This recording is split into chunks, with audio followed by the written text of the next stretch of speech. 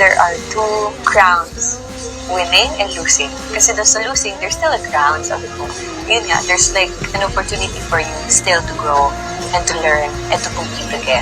Hindi ka lang dapat masyado nakafocus na to the crown. Kasi may possibility na baka hindi pa yun yung time mo.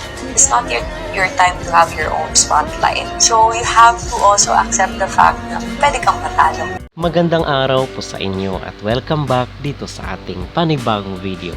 At mga kapolitika, bilang update nga po natin dito kay CJ Opiasa dahil siya ay talagang abalang-abala at sobrang busy dito sa mga ganap niya sa Miss Grand International.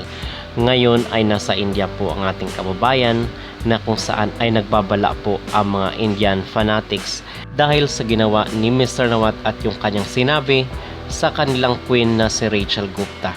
So, nainsulto po kasi ang mga Indian mga kapolitika doon sa sinabi ni Mr. Nawat kay Rachel patungkol sa kanyang body odor dahil part na po yan ng culture ng mga Indian na talagang meron silang amoy at ito yung ating pag-uusapan at tatalakayin para sa vlog na ito.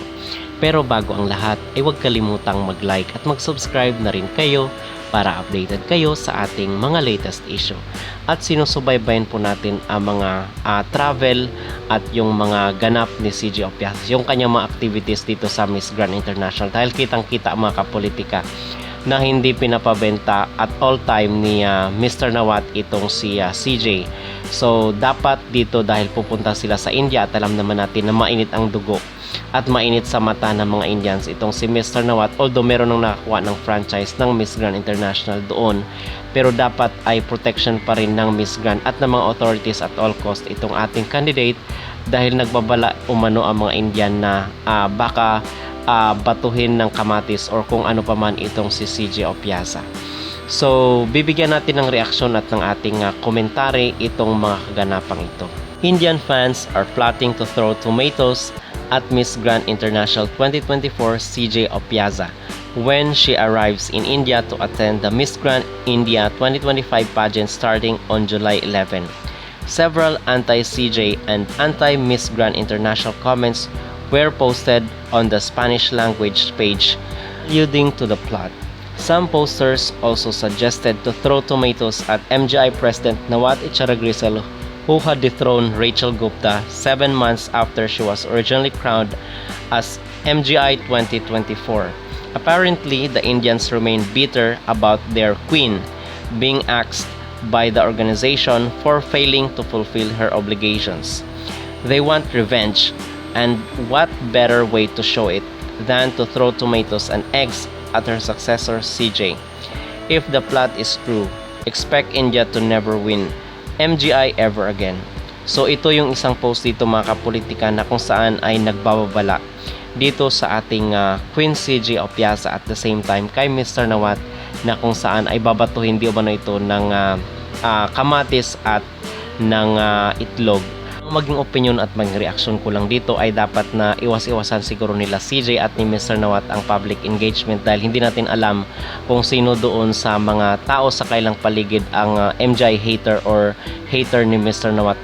Ganong nagkaroon na siya ng lamat dito sa mga Indian. Pero ang isa naman sa on the other side naman po mga kapolitika, ang Miss Grand International kasi hindi naman ganoon ka-popular sa India. So maybe is hindi rin ito papansinin ng ibang mga Indian citizen dahil hindi nga ganoon kasikat ang Miss Grand sa kanilang bansa. Okay, so merong ilan siguro na yung mga hardcore talaga or mga diehard talaga ng mga supporters ni Rachel Gupta ay nagbabala, and I think na dito lang ito talaga sa social media. Kung meron mang mangyari physically, ayun ang ating aabangan sa mga susunod na araw.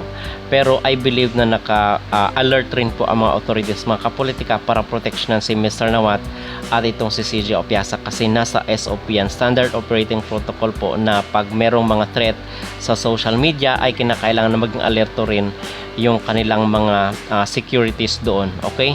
Para maiwasan yung gulo at mga iskandalo. So mga kapolitika, we hope for the best kay CJ na dapat ay wag rin siyang pabayaan ng Miss Grand International, most especially na meron na nakuha ng franchise ng Miss Grand doon. Tayo naman ay naniniwala na kailang iingatan si Mr. Nawat at most especially itong si CJ Opiasa dahil wala namang ginawang masama itong si CJ sa mga Indian at wala naman siyang sinabing masama sa kanilang queen na si Rachel Gupta. Okay? So sa tingin ko mga kapolitika, okay pa rin na tumuloy itong si CJ sa India. Kung kayo ang tatanungin mga kapolitika, ano ang inyong magreaksyon dito sa pagbabanta di umano or warning ng mga Indian fans dito kay CJ at kay Mr. Nawat? At dapat pa bang tumuloy kung kayo ang tatanungin si CJ dito sa India? Mag-comment down below at huwag kalimutang mag-like at mag-subscribe na rin kayo para updated kayo sa ating mga latest issue.